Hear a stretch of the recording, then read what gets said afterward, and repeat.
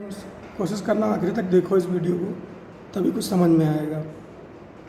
तो आइए क्वेश्चन पे आते हैं।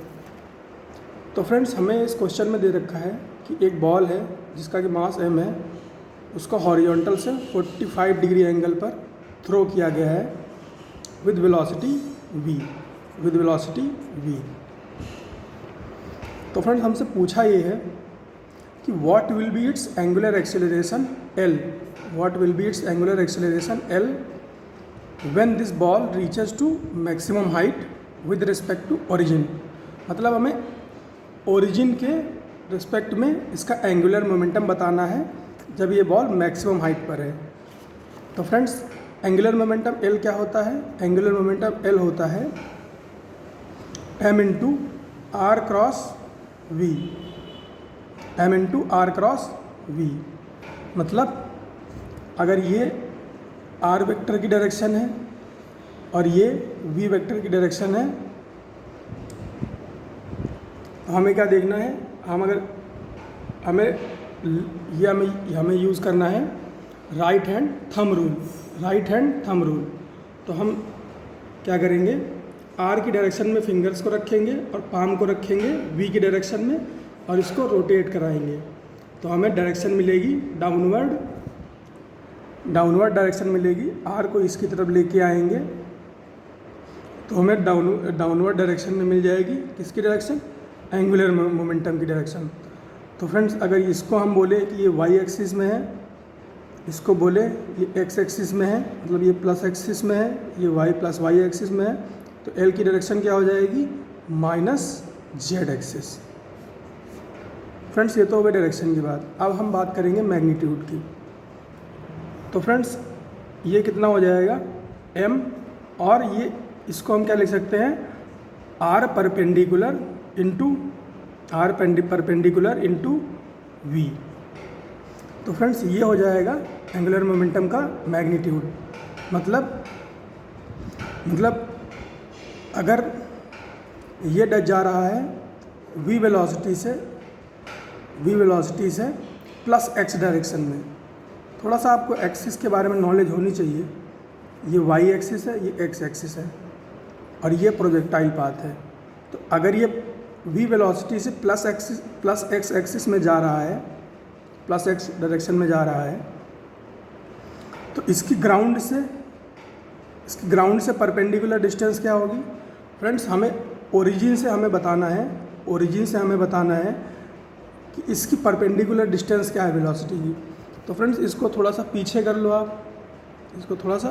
लो अब जो परपेंडिकुलर डिस्टेंस है, अगर परपेंडिकुलर डिस्टेंस की बात करें तो फ्रेंड्स, अगर ये इसकी वेलोसिटी है यहाँ पर इस डायरेक्शन में, प्लस x डायरेक्शन में, और इसको पीछे करें और फिर ये देखें, ये जो रेड वाली आप डायरेक्शन देख रहे हो, ये ओरिजिन है और ये परपेंडिकुलर की बात करें तो ये हो गया क्या?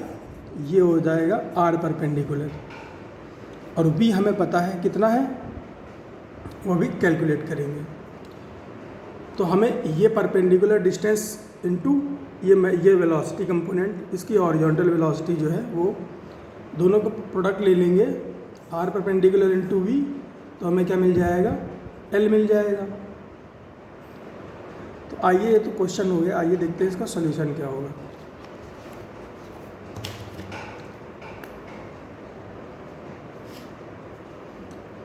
तो फ्रेंड्स, ये मास m है, इसको जब थ्रो करेंगे 45 डिग्री एंगल पे, तो इसकी वेलोसिटी के दो कंपोनेंट होंगे।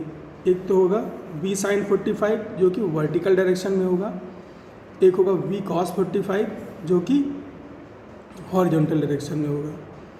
अब फ्रेंड्स, अगर आपने प्रोजेक्टाइल मोशन पढ़ा होगा तो आपको पता होगा कि जो वर्टिकल वेलोसिटी कंपोनेंट है वो मैक्सिमम हाइट पे जाके क्या हो जाता है?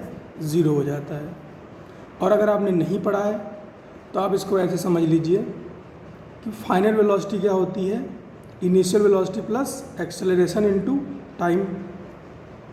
और फ्रेंड्स, जब ये v sin 45 वर्टिकल वेलोसिटी से ऊपर की तरफ जा रहा होगा, तब इस पर नीचे की तरफ एक एक्सेलरेशन लग रहा होगा, कितना?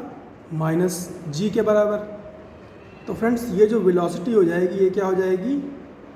ये हो जाएगी u - gt। अब ये जो माइनस जी टी कंपोनेंट है ये टाइम के साथ बढ़ता जाएगा। एक टाइम ऐसा आएगा जब ये जो माइनस जी टी कंपोनेंट है ये किसके बराबर हो जाएगा, u के बराबर हो जाएगा। तो फ्रेंड्स u माइनस यू क्या हो जाएगा, उस समय 0 होगा और वेलोसिटी क्या हो जाएगी, वर्टिकल 0 हो जाएगी। तो इस तरह से वर्टिकल वेलोसिटी कंपोनेंट 0 हो जाता है मैक्सिमम हाइट पे। और फ्रेंड्स अगर बात करें हॉरिजॉन्टल वेलोसिटी की, तो horizontal velocity through out constant रहती है, क्योंकि फ्रेंड्स हॉरिजॉन्टल डायरेक्शन में कोई भी एक्सेलरेशन प्रेजेंट नहीं है।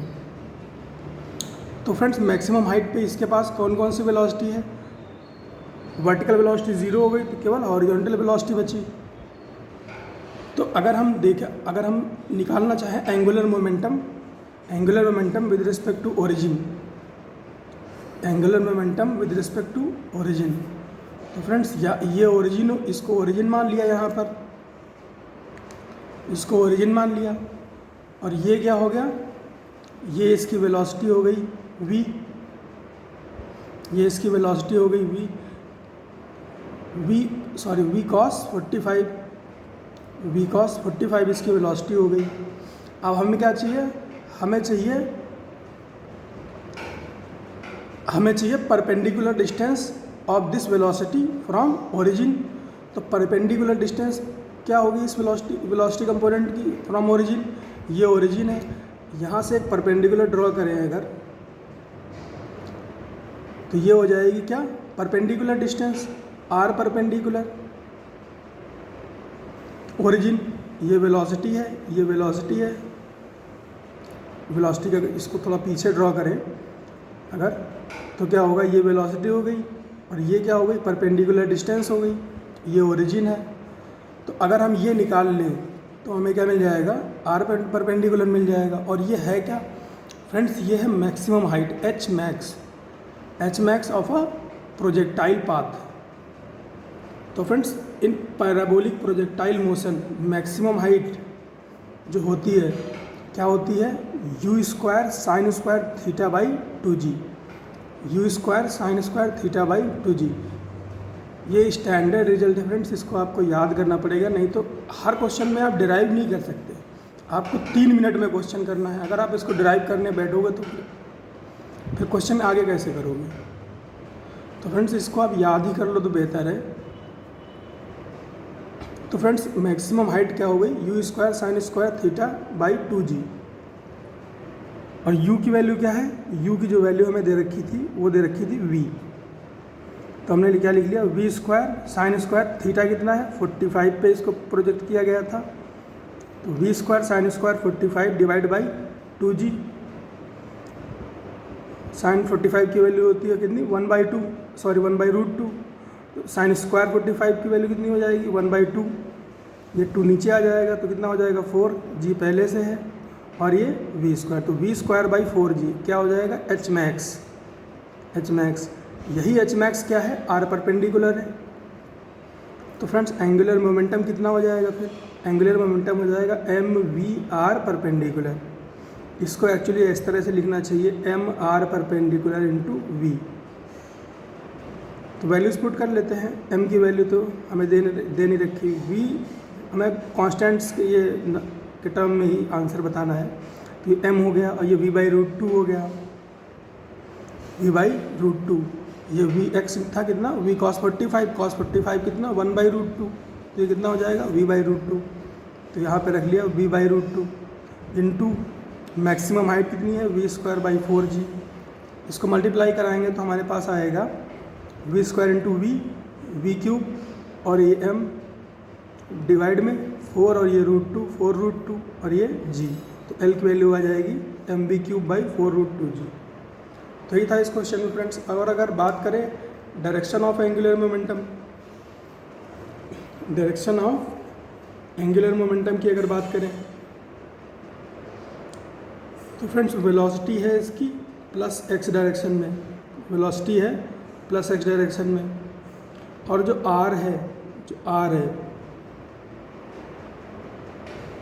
और ये ओरिजिन है यहाँ पर कहीं, ये ओरिजिन है और ये है डिस्टेंस इसकी, ये r वेक्टर है।